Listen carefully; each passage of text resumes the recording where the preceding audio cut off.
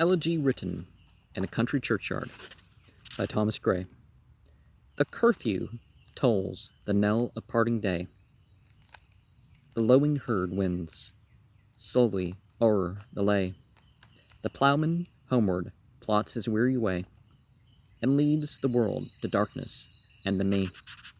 Now fades the glimmering landscape on the sight, and all the air a solemn stillness holds, save where the beetle wheels his droning flight, and drowsy tinklings lull the distant folds, save that from yonder ivy-mantled tower the moping owl does to the moon complain of such as, wandering near her secret bower, molest her ancient solitary reign.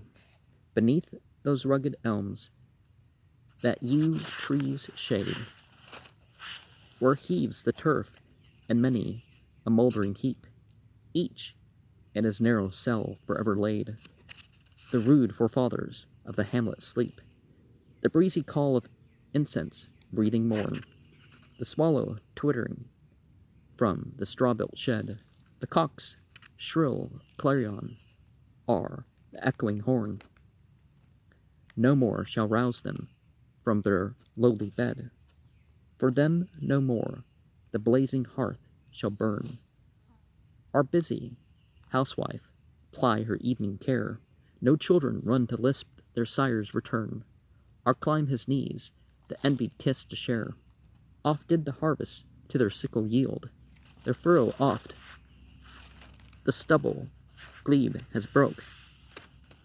How jocund did they drive their team afield, how bowed the woods beneath their sturdy stroke. Let not ambition mock their useful toil, their homely joys and destiny obscure. Our grandeur here with a disdainful smile, the short and simple annals of the poor, the boast of heraldry, the pomp of power, and all that beauty, all that wealth e'er gave, awaits alike the inevitable hour. The paths of glory lead but to the grave. Nor you, ye proud, impute to these the fault, if memory o'er their tomb no trophies raise, or through the long-drawn aisle and fretted vault the pealing anthem swells the note of praise. Can storied urn or animated bust back to its mansion call the fleeting breath? Can honor's voice provoke the silent dust, or flattery soothe the dull cold ear of death? Perhaps in this neglected spot is laid some heart once pregnant with celestial fire, hands that the rod of empire might have swayed, or whacked to ecstasy the living lyre.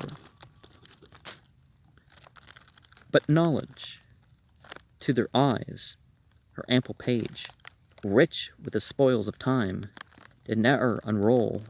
Chill penury repressed their noble rage, and froze the genial current of the soul. Full many a gem, a purest ray serene, the dark unfathomed caves of ocean bear. Full many a flower is born to blush unseen, and waste its sweetness on the desert air.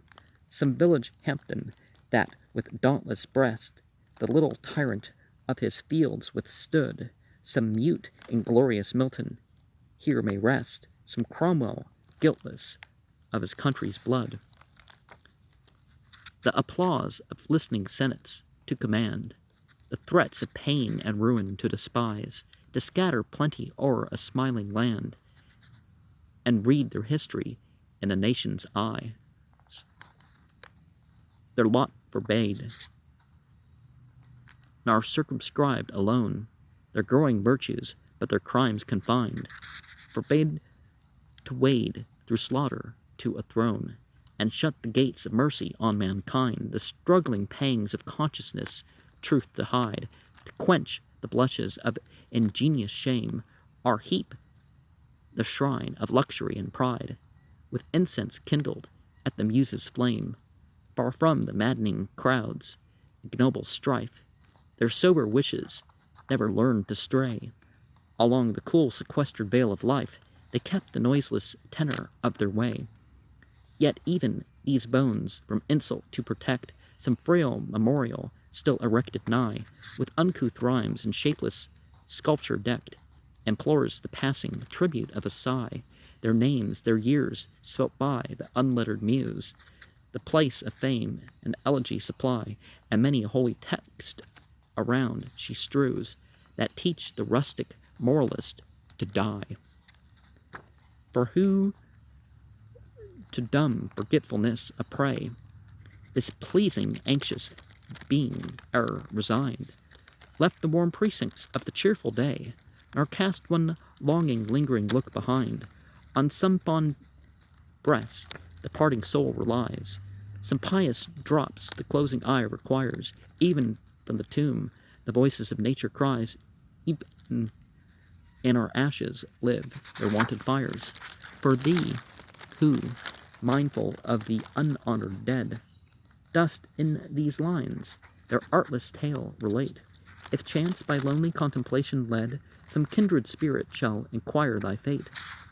Haply some hoary-headed swain may say, oft have we seen him at the peep of dawn, brushing with hasty steps the dews away, to meet the sun upon the upland lawn, there at the foot of yonder nodding beech, that wreathes its old fantastic roots so high, his listless length at noontide would he stretch, and pour upon the brook that babbles by.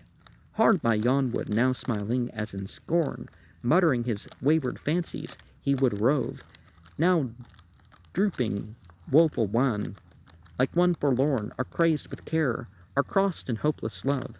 One morn I missed him on the customed hill, along the heath and near his favourite tree.